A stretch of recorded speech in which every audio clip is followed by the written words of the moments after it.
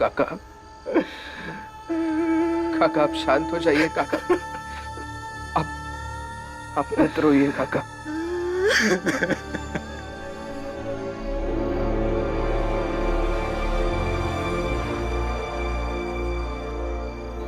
साहेब मेरे भीमराव,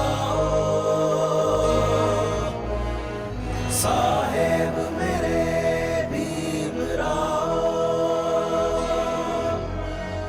साहेब मेरे भीमराव।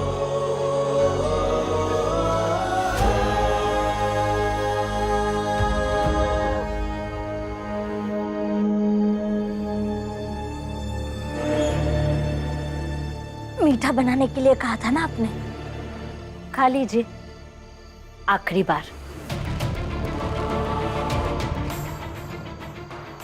आखिरी बार? क्यों, क्या हुआ? 25 रुपए लगेंगे आगे की पढ़ाई के लिए। कहाँ से लाएंगे इतने पैसे? और अगर पैसे जमा नहीं हुए इतने तो पढ़ाई खत्म। फिर पता नहीं भीम कब पढ़ाई शुरू करेगा और आप मीठा खा पाएंगे।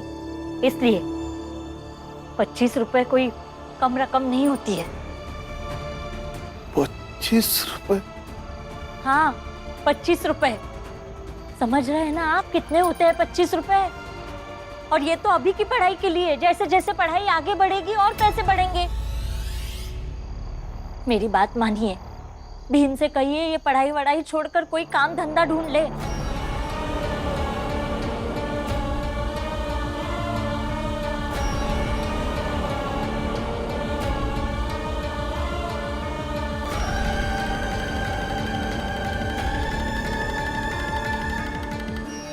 और एक बात, डॉक्टर ने आपको काम करने से सख्त मना किया है।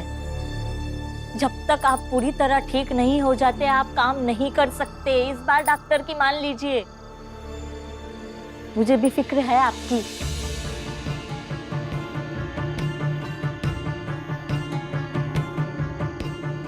सोचिए मत।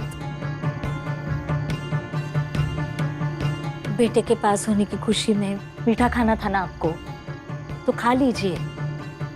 और एक बात, पुरंजन, आनंद, भीम, रमा, लक्ष्मी ये सब कुछ और ही सपने बुन रहे हैं। उन्हें लगता है ज्यादा काम करके 1 महीने में 25 रुपए जुटा लेंगे वो। कृपा करिए और उन सबको समझाइए, जैसे ज्यादा कमाने के चक्कर में आपकी ये हालत हुई है ना, कहीं उनकी भी वही हालत ना हो जाए।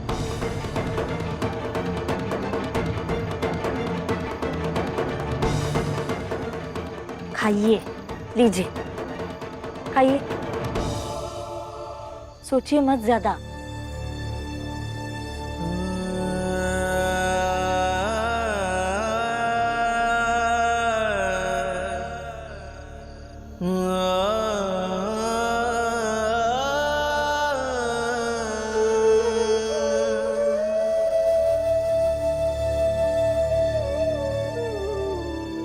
पच्चीस रुपए? भीम, भीम, क्या हुआ बाबा? आजा बेटा, इधर मेरे पास बैठ।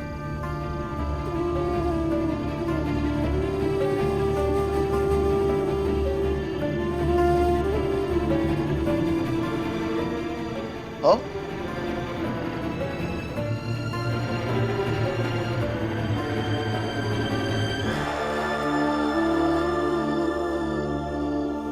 क्या हुआ बाबा?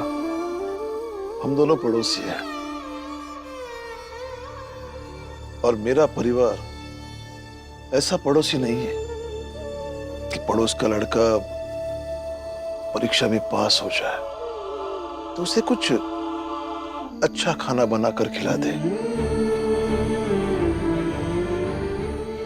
या कुछ मीठा बनाकर खिला दे।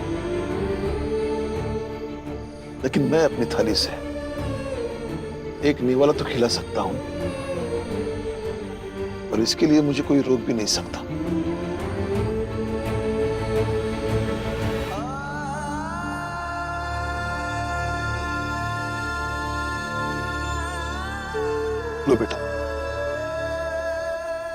अपने बाप के हाथ से खा ले, बधाई मानकर।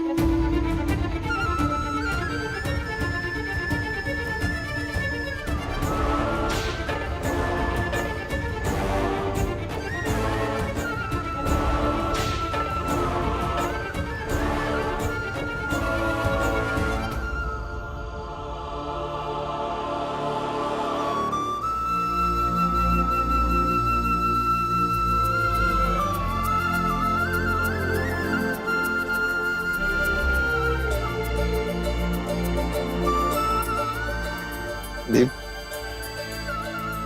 बाप जब कमजोर पड़ जाए, बूढ़ा हो जाए,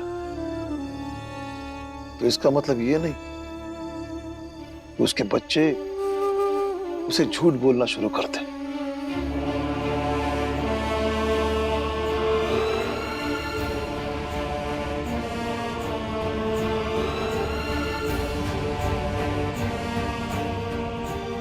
कौन सा झूठ पापा? यही कि आगे की पढ़ाई के लिए 25 रुपए लगेंगे,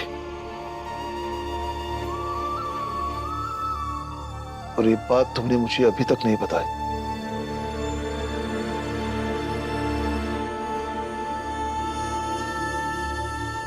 पापा, इतनी बड़ी रकम थी इसलिए इन्होंने आपको नहीं बताया।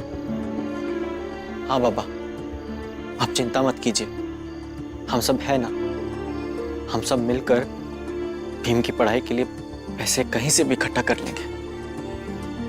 हम पर भरोसा कीजिए बाबा, आप बस अपनी सेहत का ख्याल रखिए। हाँ राम जी, बच्चे सही कह रहे हैं, और मैं भी तो इन लोगों के साथ हूँ। राम जी, फिलहाल तुम अपने स्वास्थ्य पे ध्यान दो, बाकी चिंता छोड़ दो। हाँ बाबा, हम सब मिलकर कुछ ना कुछ कर लेंगे, आप चिंता मत कीजिए।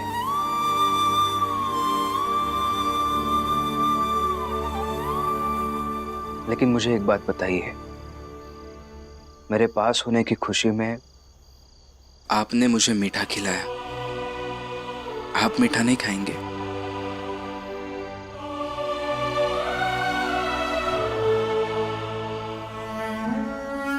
प्रेम न बारी उपजे, प्रेम न हाट बिकाय, राजा प्रजा जो ही रुचे, सिस देही ले जाए,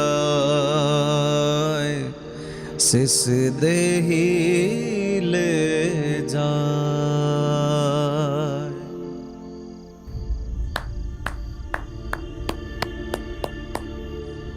अच्छा लगा, बहुत अच्छा लगा ये जानकर के मेरा भीम अकेला नहीं है, पूरा परिवार उसके साथ है, सिवाय एक जीजाबाई के।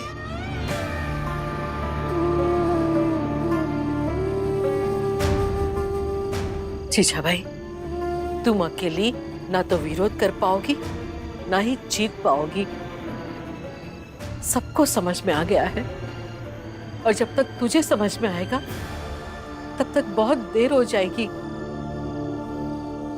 इसलिए कहती हूँ, जिद छोड़ दे, छोड़ दे ये जिद। दीदी, जिस तरह भीम अपनी जिद को ढाल बनाकर दुनिया से अकेले लड़ रहा है ना, वैसे ही मैं भी अपने घर की ढाल बनकर अपने ही घर के भलाई के लिए अकेली लड़ रही हूँ। और ये लड़ाई तुम कभी जीत नहीं सकती, क्योंकि जिसकी नीयत साफ ना हो वो कभी नहीं जीत सकता।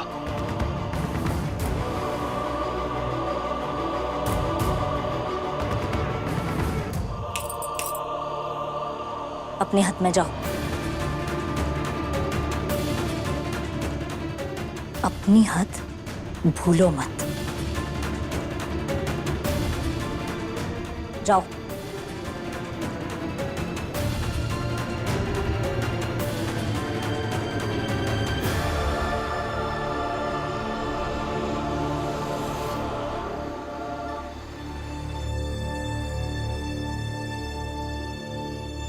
तो जीजाबाई, मेरी एक बात तुम लिख कर रख लो।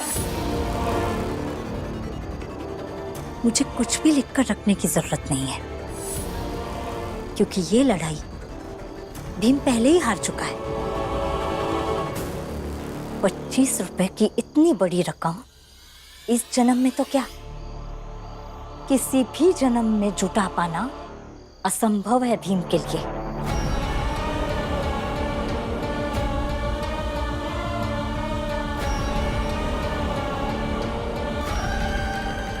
जीजाबाई, भीम आज तक असंभव चीजें ही करता आया है,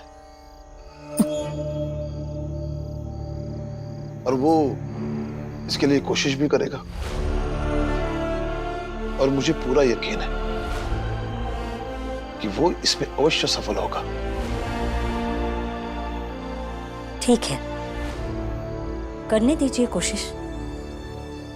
देखते हैं किस मिट्टी का बना है आपका भीम। मैं भी यही हूं और आप सब भी यही हैं।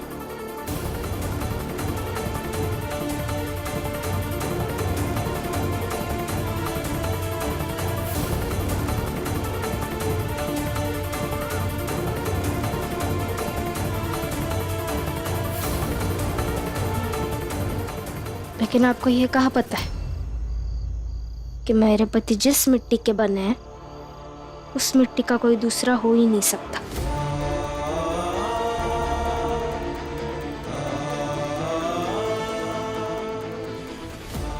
क्या हुआ, सही तो कहा मैंने?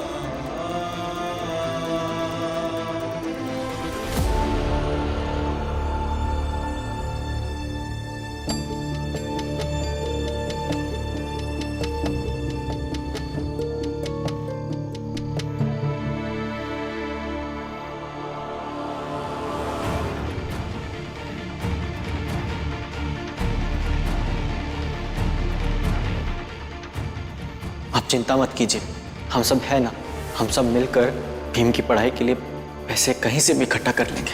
हम पर भरोसा कीजिए बाबा, आप बस अपनी सेहत का ख्याल रखिए।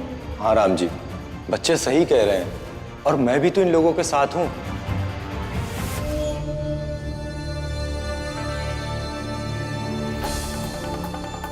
जीजाबाई, भीम आज तक असंभव चीजें ही करता आया है, और वो इसके लिए कोशिश भी करेगा, और मुझे पूरा यकीन है कि वो इसमें अवश्य सफल होगा।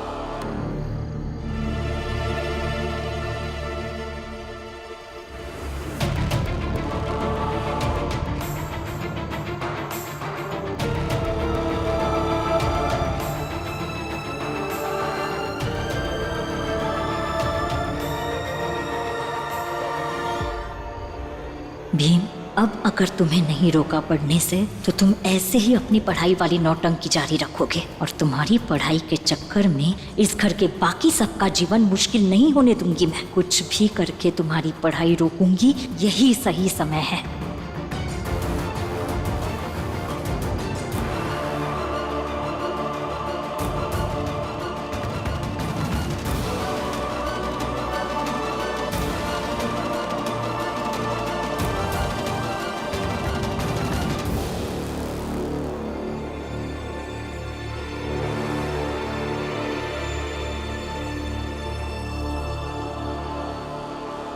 तूफान से कौन जीत पाया है भीम? जो तुम जीतने की कोशिश कर रहे हो?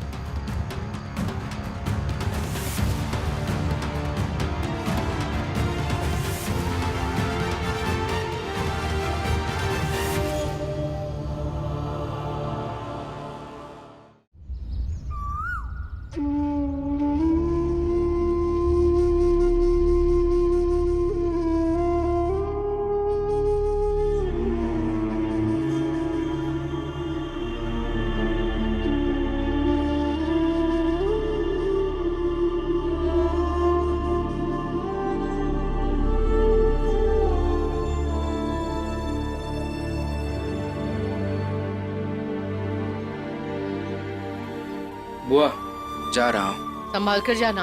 आनंद भैया चलिए जल्दी। हाँ भीम, चलो।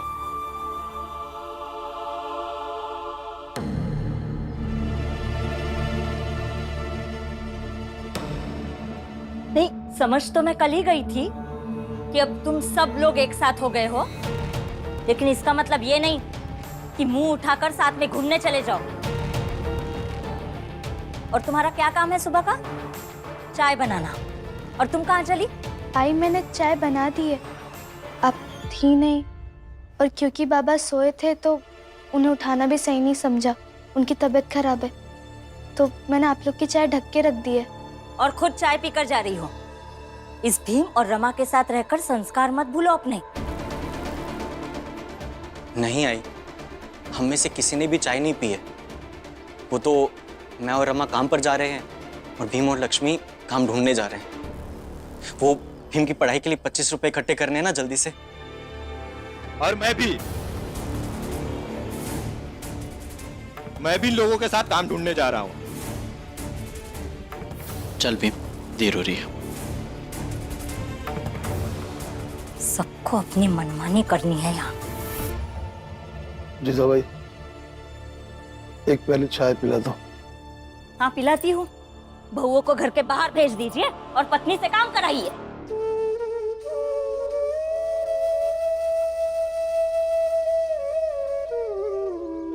सब एक साथ।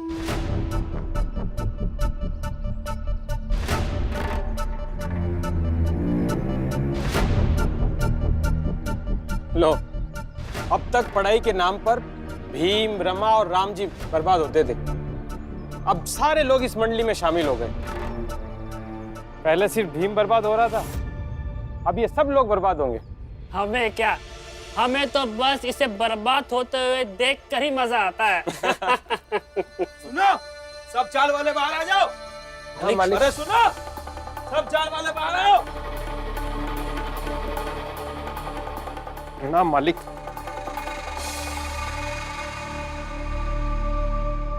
तुम सब में से किसी ने नरोत्तम जोशी को देखा है? नहीं मालिक, हमने उन्हें नहीं देखा। क्या हुआ? वो भाग गए क्या? भाग कर जाएगा कहाँ? पकड़ लेंगे। लेकिन हमने तो सुना है कि नरोत्तम जी ने कुछ नहीं किया है। आप उनसे अपनी खुन्नस निकाल रहे हो।